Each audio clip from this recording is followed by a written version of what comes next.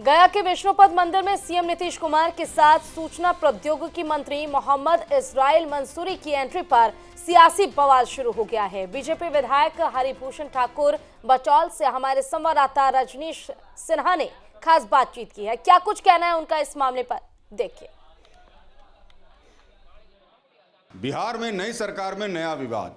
विष्णुपद मंदिर में इस्राइल मंसूरी जो कि बिहार सरकार के मंत्री हैं, उनका जाना बवाल खड़ा कर गया। मंदिर के बाहर लिखा है हिंदू जो गैर हिंदू हैं उनका प्रवेश वर्जित है। और अब ये सवाल बीजेपी उठा रही है तो फिर मंत्री विष्णुपद मंदिर में क्यों गए। हमारे साथ हरिभूषण ठाकुर बचौल हैं, बीजेपी के विधायक हैं, वरिष्ठ नेता हैं। बचौल जी, ये जो हुआ इस पर आपकी प्रतिक्रिया? करोड़ों सनातनियों और हिंदुओं का अपमान है और ये जानबूझ करके हिंदुओं को नीचा दिखाने के लिए, सनातनियों को नीचा दिखाने के लिए मुस्लिम तुष्टीकरण नीति के तहत मुख्यमंत्री जी ने इस्राइल मंसूरी का प्रवेश करवाया है, जबकि वहाँ मोटे अक्षरों में लिखा हुआ है 3 भाषा में कि नॉन हिंदू उसमें प्रवेश नहीं कर सकता है।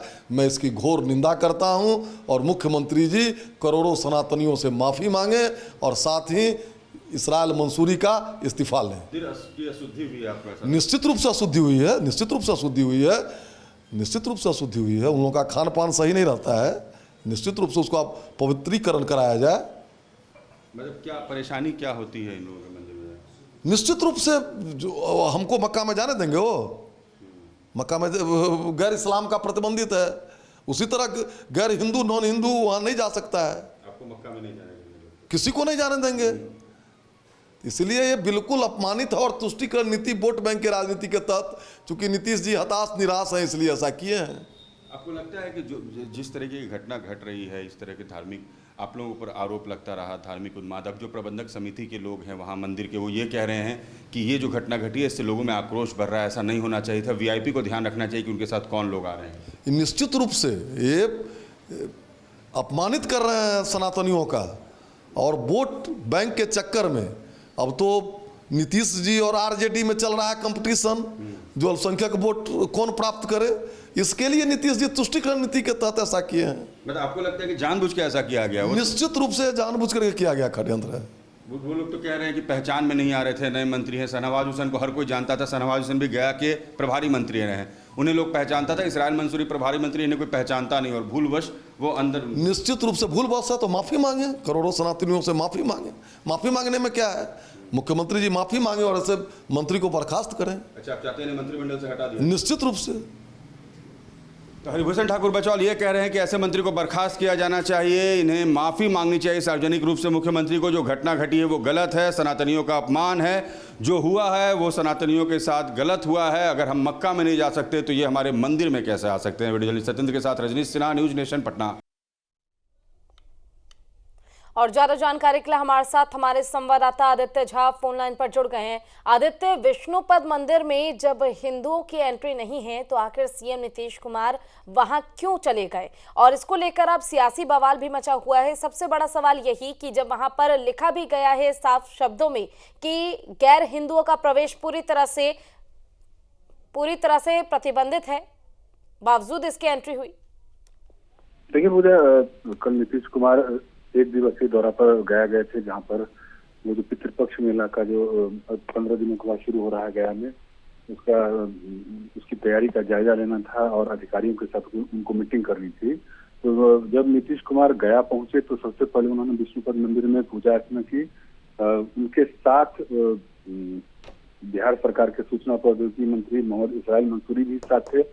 वैसे हिंदुओं के आस्था का सवाल है, क्योंकि गया को मोक्ष नगरी के रूप में हिंदू देखते हैं और उसमें विष्णुपद मंदिर का विशेष महत्व है।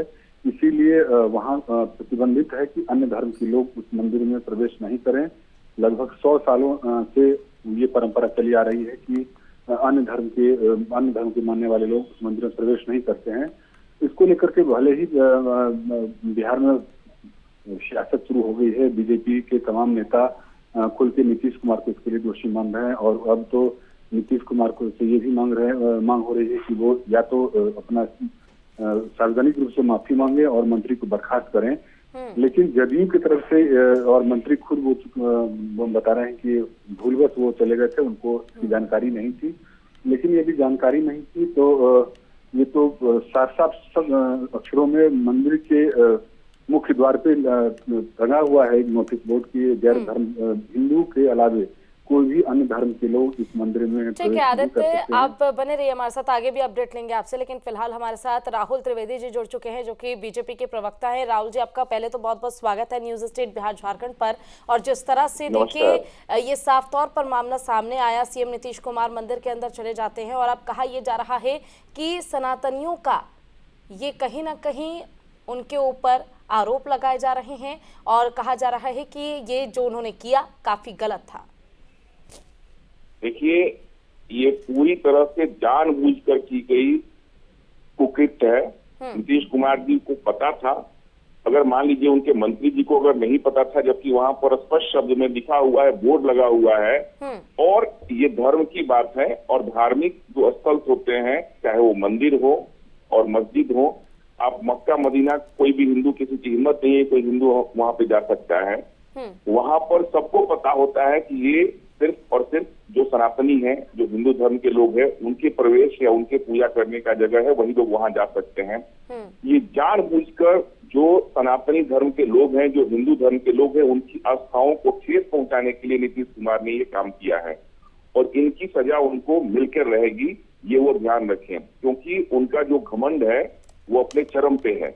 उनको ये लगता है कि बिहार के सत्ता में उनको जिस तरह से वो पासा पलटने वाले हैं, कभी इस पाले कभी उस पाले, पेंडुलम की तरह जो डोलते हैं, तो उनको ये लगता है कि मैं तो आज इधर हूँ, कल उधर चला जाऊंगा, फिर कभी इधर आ जाऊंगा। खैर, अब बीजेपी के साथ तो उनका कभी भी कोई संबंध नहीं बनने वाला है। बीजेपी इस बात को पूरी अच्छी तरह से समझ गई है।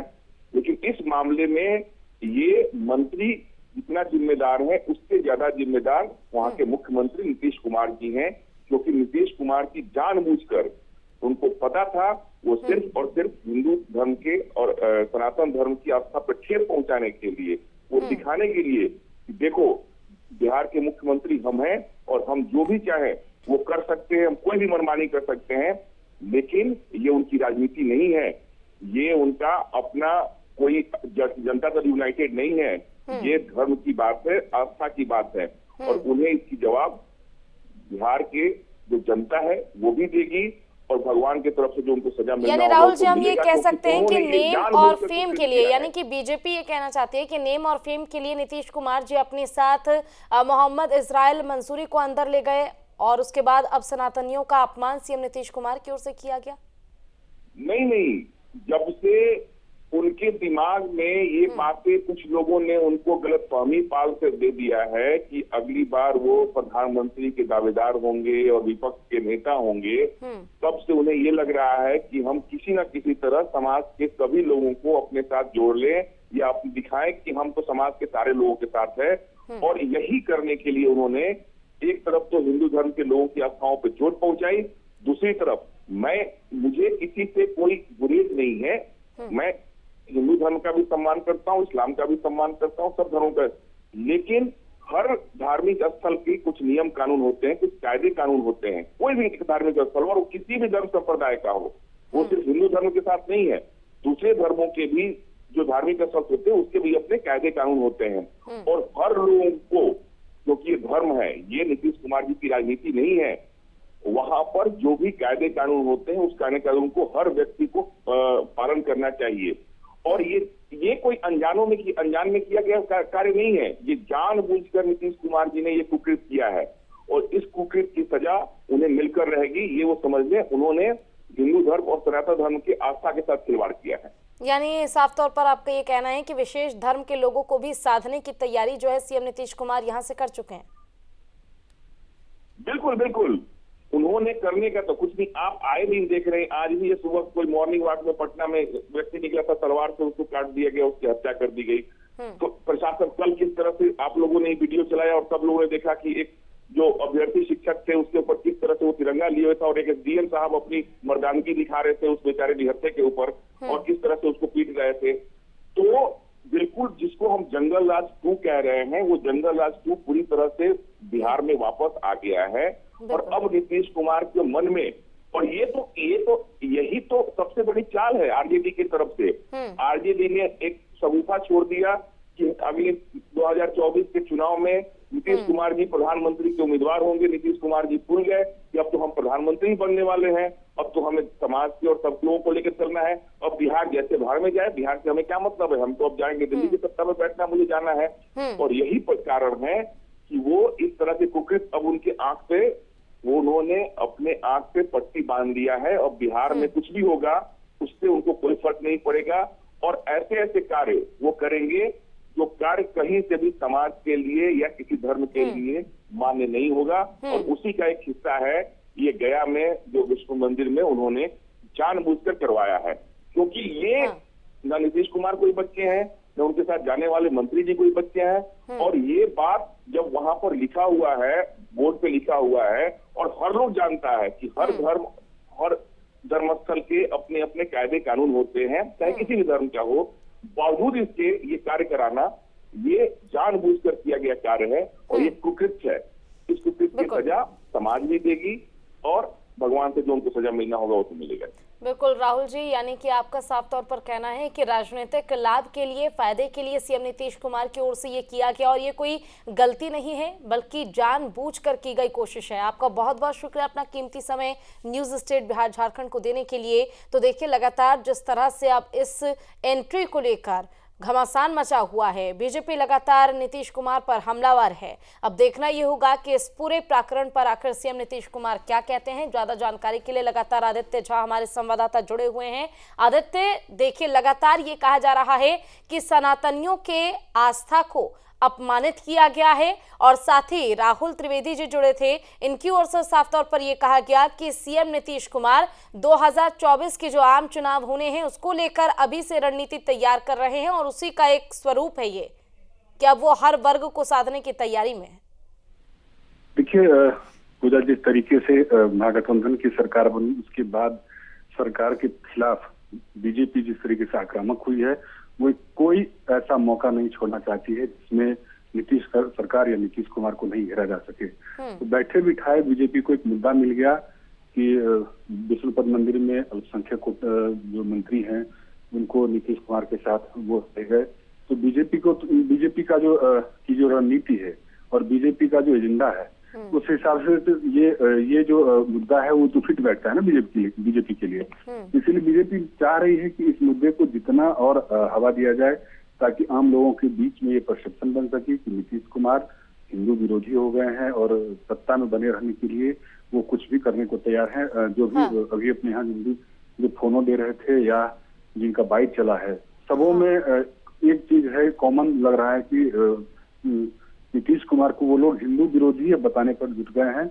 और बिहार की सियासत अगले कुछ दिनों तक अब इसी के इर्द गिर्द घूमेगी, क्योंकि कल जो बिहार विधानसभा का जो विशेष सत्र बुलाया गया है उसमें नीतीश कुमार को इस बात का जवाब देना पड़ेगा और तमाम पत्रकार वहां मौजूद रहेंगे।